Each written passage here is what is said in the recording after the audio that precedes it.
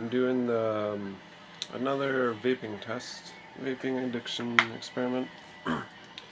So this time I started with 20 nic. After I ran out of 20 nic, then I started using 25 just because it was a cheaper deal.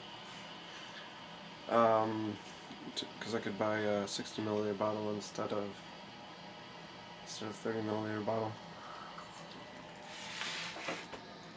But my original plan for the 20 nic was to go 14 days, just like I did my last experiment when I tested alcohol, nicotine, and caffeine together and then stopped all three. So my original plan was 14 days, but I've extended it and I've been going longer. So now it's been a whole month actually.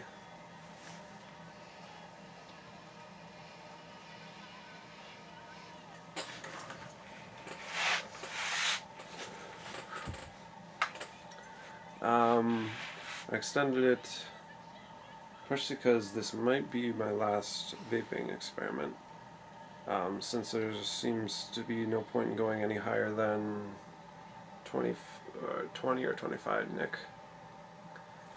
And also I extended it partially for my own reasons, personal reasons I guess, because of my, because of my circumstances.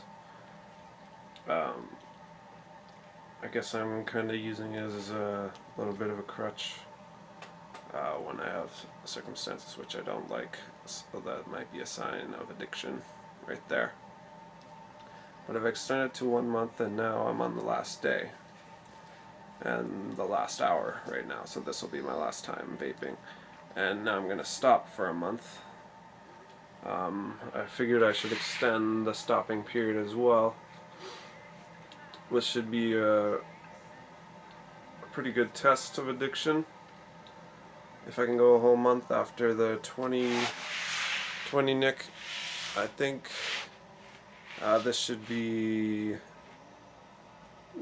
pretty easily the most addictive for me out of any of the cigarettes or vaping. The 20 nic seems to be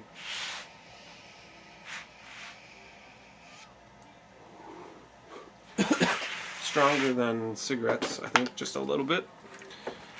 So, stronger as in nicotine, of course. So as long as it's as strong, then it should be the most addictive, since it's more appealing, way more appealing.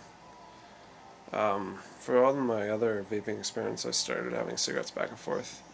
This one I did at the beginning because I ran out of vaping juice or something like that, so I was doing some cigarettes to start at the beginning of this vaping experiment.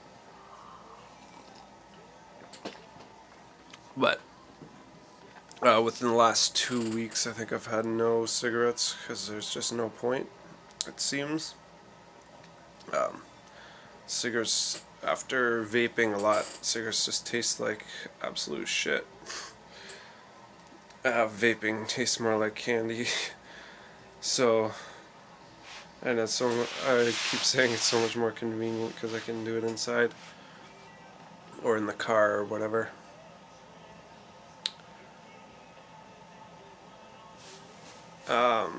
So I'm on the last little bit of vaping, and I guess I'll be in withdrawal, but my plan was to try to counteract. I guess I could count this as part of the experiment to see if counteracting counteract nicotine withdrawal with caffeine. So I'll see if I can drink more coffee while I'm in nicotine withdrawal and see if that works to counteract.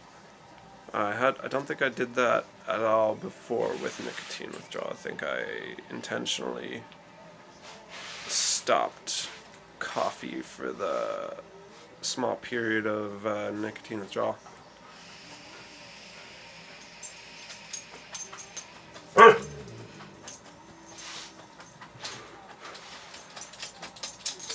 So I already have a good idea of what that's like, but I'll see how it compares to if I try to use coffee to counteract it. I tried the other way around, so every once in a while I go in a little bit of a caffeine withdrawal if I have too much caffeine on like weekends or something, and then the next few days I would be in caffeine withdrawal. But I tried counteracting that while I've been vaping. So I'd vape and use the nicotine to counteract caffeine withdrawal, and that seemed to actually work fairly well because the two types of withdrawal seem really similar to me.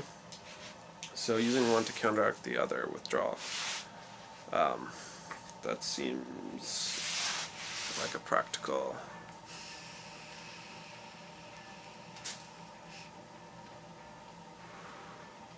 way to do it.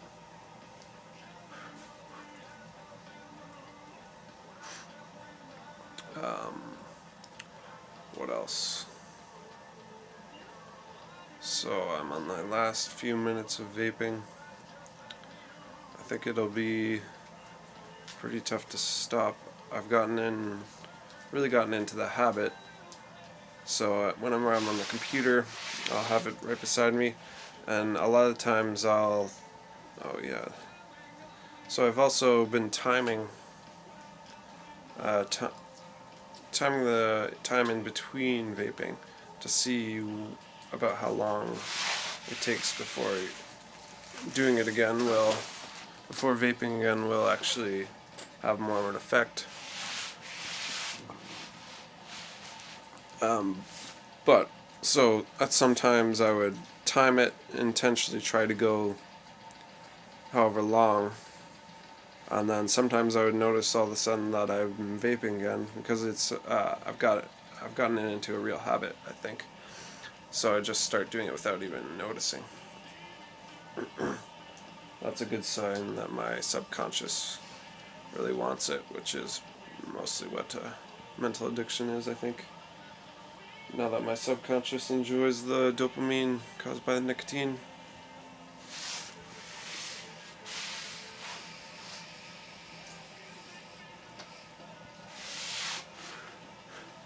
So now I'll have to overpower that draw towards the nicotine that my subconscious has. Just have to overpower that for a little while, see how long it takes to forget about it. I'm thinking it'll take like a couple weeks, but I'll still go the full month without vaping or cigarettes. No nicotine for that month.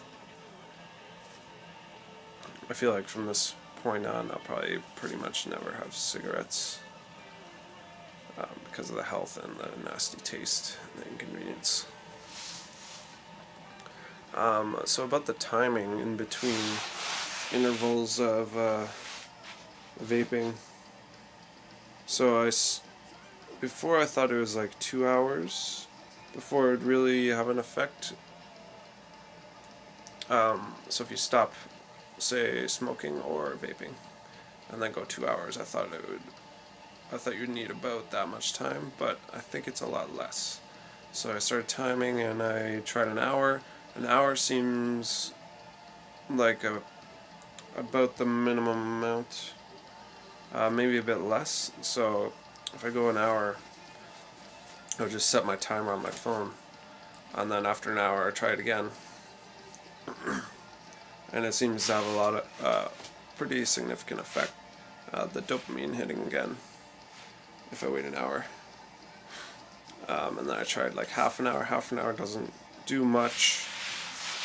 Maybe feel a little bit. 45 minutes is somewhere in between. Can feel some of the dopamine effect from the nicotine.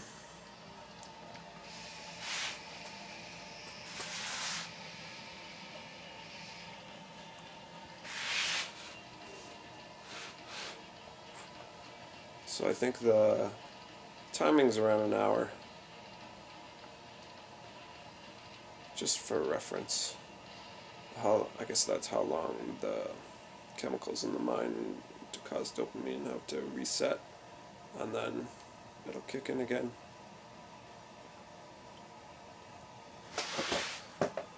So this is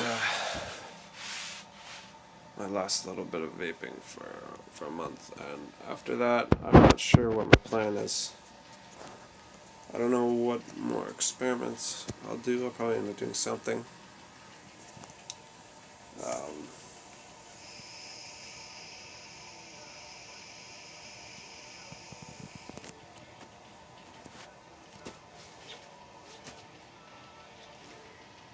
But there's not much point in going any higher of a nicotine value, I think. Anymore, it would just hit you a lot faster, I think. With this amount in this vapor, which is, I think, slower than others, at least slower than my friends. It's like half the speed of output of the vape. I think this is a pretty good amount. Pretty good speed, and for 20 nic. 20 nic's pretty good. I've also tried mixing a little bit, so you can buy vegetable glycerin,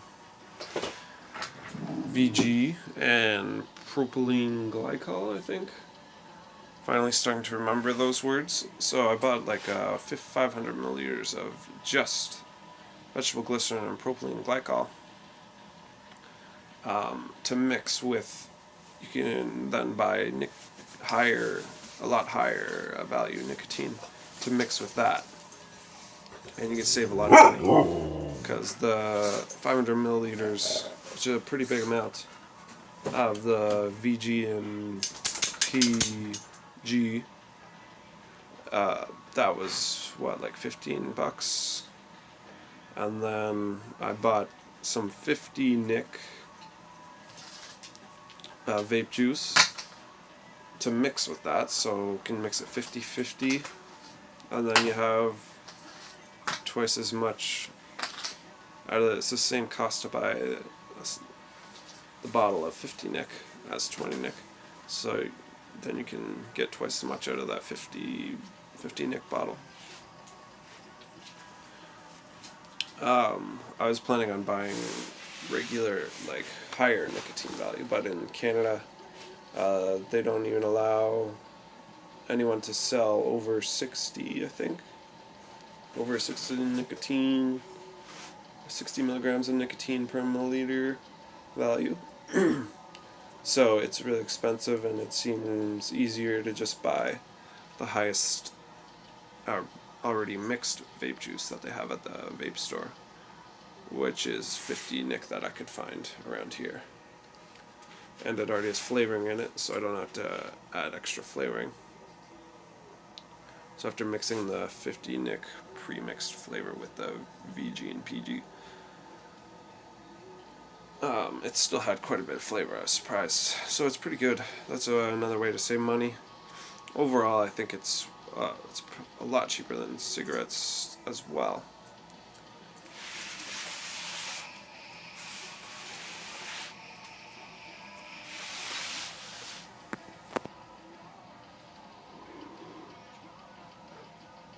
What are you doing, Ace? So I think that's pretty much it. I'll go for the 1 month and see how it goes. See how this should be more addictive than any of the other nicotine experiments. See how it compares to my triple threat addiction experiment, which is caffeine, nicotine, and alcohol, which was the toughest so far, but this might be tougher.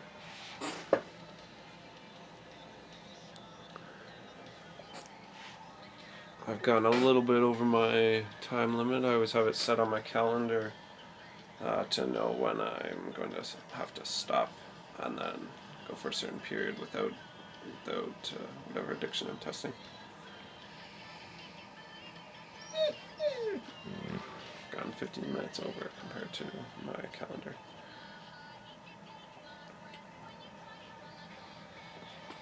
So I think that's it. See how it goes. One more.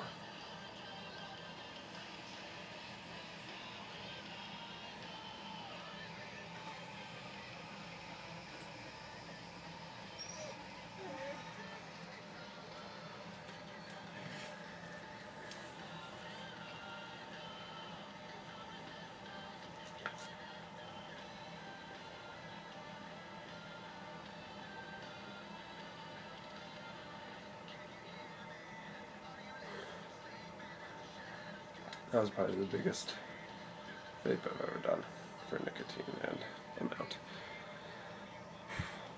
That's it.